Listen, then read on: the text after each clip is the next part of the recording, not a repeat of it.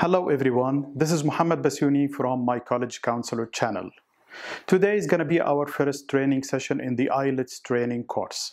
Before we go into details and the specific topic of today's session, let me tell you a little bit about the IELTS test. The term IELTS stands for the International English Language Testing System. As you can see in front of you, IELTS. There are two types of IELTS tests. Type 1, IELTS Academic, which is taken for professional context and applications for universities and colleges. Type 2, which is the IELTS General Training, which is taken for work experience, training programs, and colleges as well. The two types of IELTS exam test the 4 language skills: listening, speaking, reading, and writing. And the difference between the two tests is in the reading and writing parts only.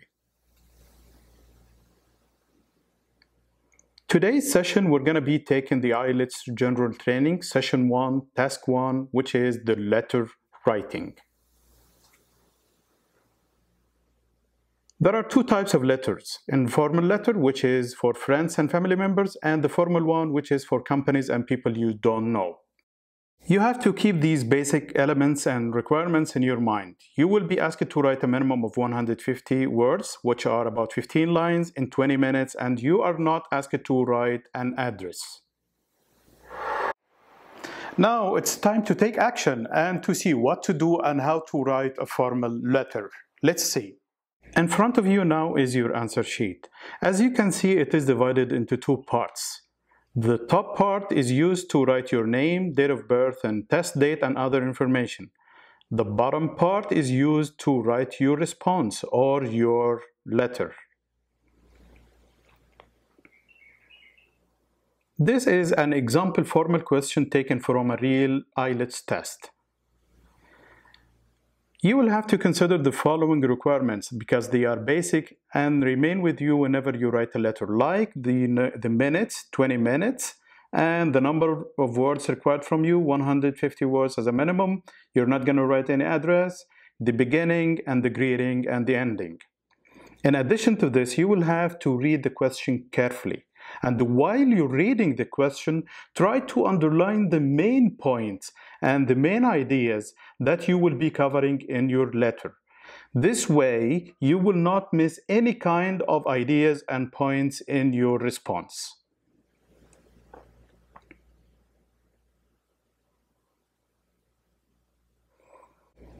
This is a sample response taken from a test taker.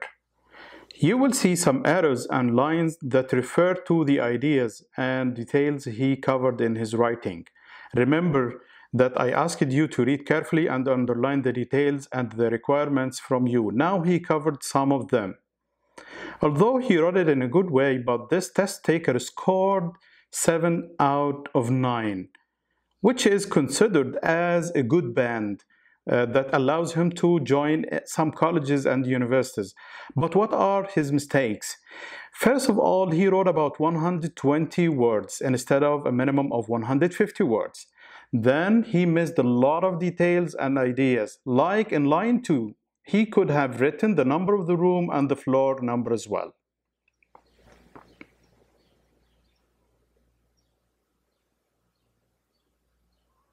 What about the informal letter? Are the differences big between the two? The answer is no, and we will see that in a minute. Remember, keep in your mind the basic requirements that never change at all between the two letters. Number 1, which is the 20 minutes, the time, the number of words, 150 words as a minimum. You're not going to be writing an address. And make sure that you keep the greetings in your mind, the beginning and the closure or the closing statements. And now let's give it a try and see another letter. Here is a sample informal question taken from a test as well. Your task now is to read it carefully, and as I told you before, you underline the main ideas and points you will be using and covering in your response or your letter writing. In this way, you will not miss any kind of points or ideas as I told you before. Here is the response from a test taker. From the first look, it looks great and big in size. This test taker scored 8.5 out of 9, which is an amazing score. And in this case, he will be able to join any university. He wrote about 220 words, exceeding the limit. And he made a little bit mistakes in grammar and structure, like the last sentence in the letter. It's missing some parts. Now, what are the differences between the two letters? Remember, I told you about the greetings. They are different at the beginning and at the end. And the beginning sentence and the ending sentence as well are different between the two letters.